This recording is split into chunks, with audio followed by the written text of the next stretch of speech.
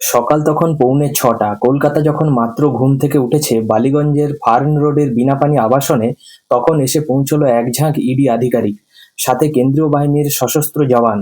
লক্ষ্য কী ছিল তাদের? কলকাতা পুলিশের অত্যন্ত প্রভাবশালী একজন আধিকারিক, ডেপুটি কমিশনার শান্তনু সিনহা বিশ্বাস। শান্তনুবাবু একসময় কালীঘাট থানার ওসির দায়িত্ব সামলেছেন, কিন্তু হঠাৎ কেন তার বাড়ির দরজার সামনে কেন্দ্রীয় তদন্তকারী সংস্থা এভাবে কড়া নাড়ল? ভোটের মুখে এই ইডি হানা কি কেবল একটি নিয়মিত তদন্ত, নাকি এর গভীরে লুকিয়ে আছে বড় কোনো আর্থিক কেলেঙ্কারি? আজকের ভিডিওতে আমরা বিশ্লেষণ করব বালিগঞ্জের এই হাই প্রোফাইল ইডি হানার প্রতি মুহূর্ত এবং এর পেছনের সম্ভাব্য কারণগুলো।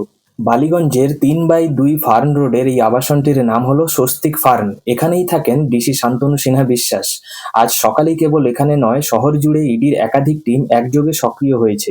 শান্তনু সিনহা বিশ্বাসের ফ্ল্যাটের ভেতরে ঢুকেই আধিকারিকরা শুরু করেন তল্লাশি চলার সময় যাতে কোনো রকম তথ্য পাচার না হয়, সেজন্য ফ্ল্যাটে উপস্থিত প্রত্যেকের মোবাইল ফোন বাজেয়াপ্ত করা হয়।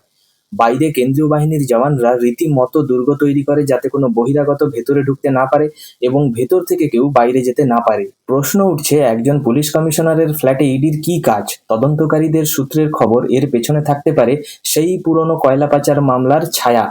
শান্তনু সিনহা বিশ্বাস যখন কালীঘাট থানার ওসি ছিলেন, তখন থেকেই তার নাম এই মামলার সঙ্গে জড়িয়েছে বলে সূত্রের দাবি। এর আগেও তাকে দিল্লিতে তলব করেছিল এনফোর্সমেন্ট ডিরেক্টরেট। আর্থিক লেনদেনের কোনো অসঙ্গতি কি তাদের নজরে এসেছিল, নাকি কোনো প্রভাবশালীর সাথে তার ঘনিষ্ঠতা তদন্তকারীদের নজরে এসেছে? আজকের এই তল্লাশিতে কেবল নথিপত্র নয়, ডিজিটাল প্রমাণ বা ইলেকট্রনিক ডিভাইসের উপরেও জোর দেওয়া হচ্ছে। সবচেয়ে তাৎপর্যপূর্ণ হলো এই অভিযানের সময়। রাজ্যে বিধানসভা নির্বাচন চলছে, ঠিক এই সময় কেন্দ্রীয় সংস্থার এমন সক্রিয়তা নিয়ে শুরু হয়েছে রাজনৈতিক তরজা। গতকালই কসবা এলাকায় তৃণমূল প্রার্থীর বাড়িতে তল্লাশি চালিয়েছে এই আয়কর দপ্তর, আর আজই পুলিশ আধিকারিকের বাড়িতে ইডির হানা। শাসক দল এই ঘটনাকে রাজনৈতিক প্রতিহিংসা বলে দাবি করলেও তদন্তকারীদের যুক্তি, তদন্তের কোনো নির্দিষ্ট দিনক্ষণ হয় না, তথ্যের উপর ভিত্তি করেই এই তল্লাশি চালানো হচ্ছে।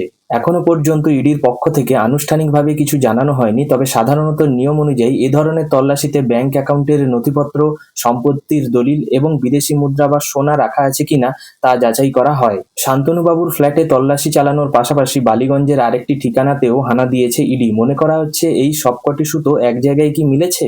শান্তনু সিনহা বিশ্বাস কলকাতার পুলিশের একজন পোড় খাওয়া আধিকারিক। দীর্ঘ সময় তিনি কালীঘাট থানার মতো গুরুত্বপূর্ণ এলাকা সামলেছেন। বর্তমানে তিনি ডিসি পদে রয়েছেন। তার মতো একজন উচ্চপদস্থ আধিকারিকের ওপর ইডির এই কড়া নজরদারি কলকাতা পুলিশ মহলেও কিন্তু শোরগোল ফেলে দিয়েছে। যদি কোনো বড় অপরাধের প্রমাণ মেলে, তবে তা বড়সড় আইনি এবং প্রশাসনিক সংকটের জন্ম নিতে পারে। এই মামলার উৎস এবং সূত্রপাত কোথায়? পশ্চিমবঙ্গের কয়লা পাচার কাণ্ডটি গত কয়েক দশকের অন্যতম বড় আর্থিক কেলেঙ্কারি হিসেবে পরিচিত।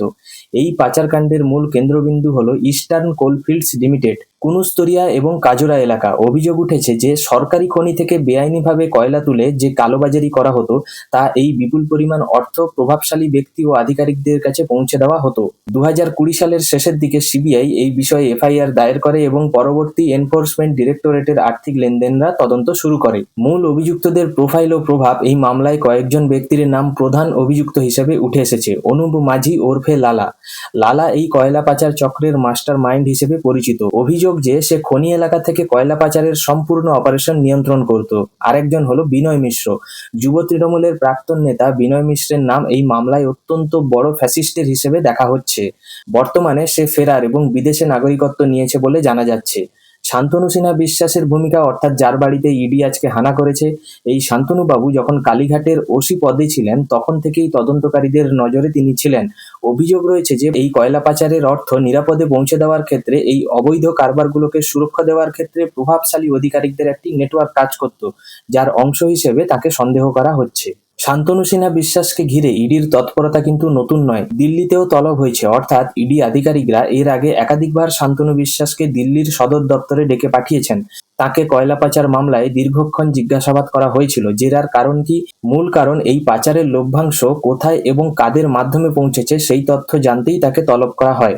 দীর্ঘদিনের জিজ্ঞাসাবাদের পর কোনো সুনির্দিষ্ট তথ্যের ভিত্তিতেই ইডি আজ তার বালিগঞ্জের ফার্ন রোডের স্বস্তিক ফার্ন আবাসনে হানা দিয়েছে। আজ সকাল 6:45 থেকে ইডি আধিকারিকরা তার বাড়িতে চিরুনি তল্লাশি চালাচ্ছেন।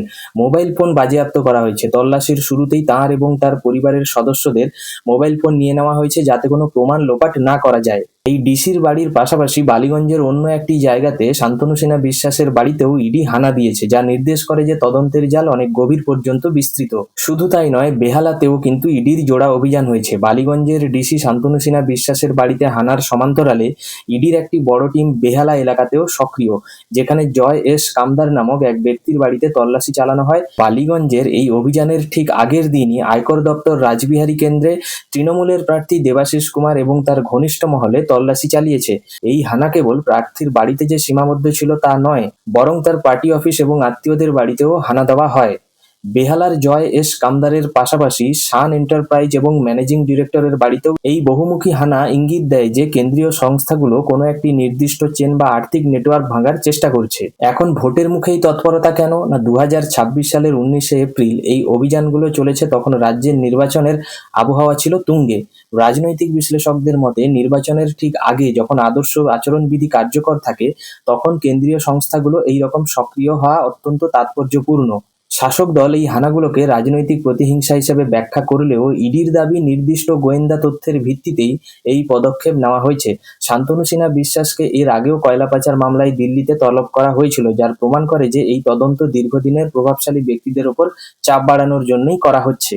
নির্বাচনের ঠিক আগে গুরুত্বপূর্ণ পুলিশ আধিকারিক অর্থাৎ ডিসি পদমর্যাদার পুলিশ আধিকারিক এবং রাজনৈতিক প্রার্থীদের বাড়িতে এই ধরনের তল্লাশি জনমানসে বেশ বড় প্রভাব ফেলে এবং প্রশাসনিক স্তরে অস্থিরতা তৈরি করে। এই হানাগুলো কেবল সাধারণ তল্লাশি নয়, বরং এর পেছনে লুকিয়ে আছে গভীর প্রশাসনিক ও রাজনৈতিক সমীকরণ।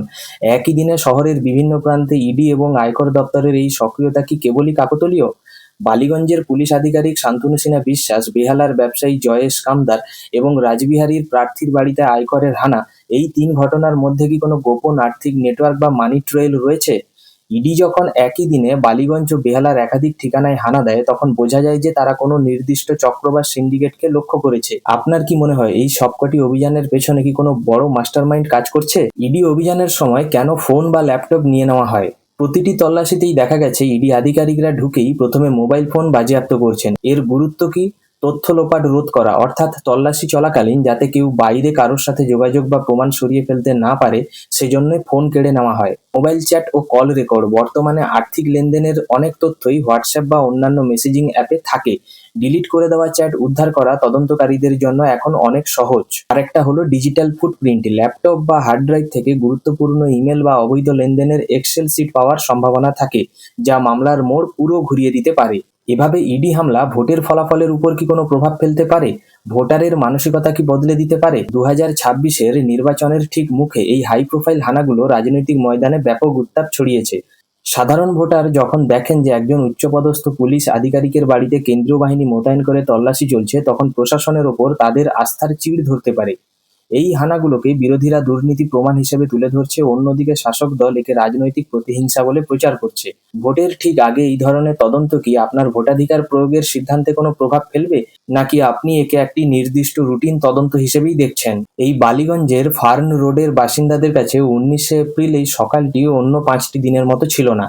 তখনও আকাশ পরিষ্কার হয়নি, ঘড়িতে সময় তখন 6:45। ফার্ন রোডের শান্ত পরিবেশে হঠাৎ পরপর কয়েকটি নীলবাতি লাগানো গাড়ি এবং কেন্দ্রীয় বাহিনীর কনভয় এসে থামে। স্থানীয় এক প্রত্যক্ষদর্শীর বয়ান অনুযায়ী, আমরা মাত্র ঘুম থেকে উঠেছি, তখন দেখি পুরো ফার্ন রোড এলাকা সিআরপিএফ জওয়ান ঘিরে ফেলেছে। তাদের হাতে আগ্নেয়াস্ত্র দেখে এলাকায় আতঙ্ক ছড়িয়ে পড়ে। জওয়ানদের দ্রুত বিনা পানি এবং স্বস্তিক ফার্ন নামক আবাসনটি দুটির গেট পুরো দখল করে নেয়।